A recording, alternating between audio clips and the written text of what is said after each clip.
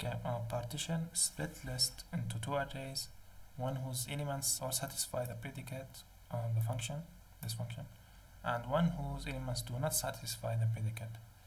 And here they are telling you that this is basically just a function.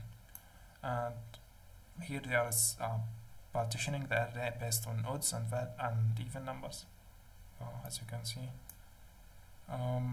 This also works on object. The values for the object and will return an array of those values that passes or fails the predicate.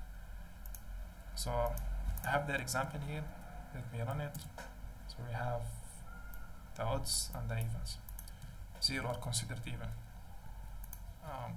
Okay, so const partition tool equal to a list, a function that accepts a list and a function. So I will define two arrays, one called success, one called failure. And now, since this could be an array over object, I will just use the values from that.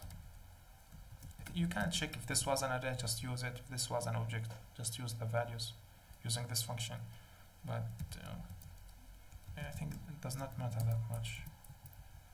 So okay, now for each element, I will check if I will pass it to element, and if that, I will pass it to the function, and if that returns true the value, I will just push it to the success. Else I will push it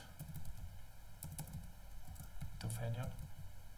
At the end I'll just return an array with success, fail. And that should be it. I will do the same example they have. So with data, this. And I will only need the odd numbers. I will partition them by the odds. So these are the odds, these are the evens.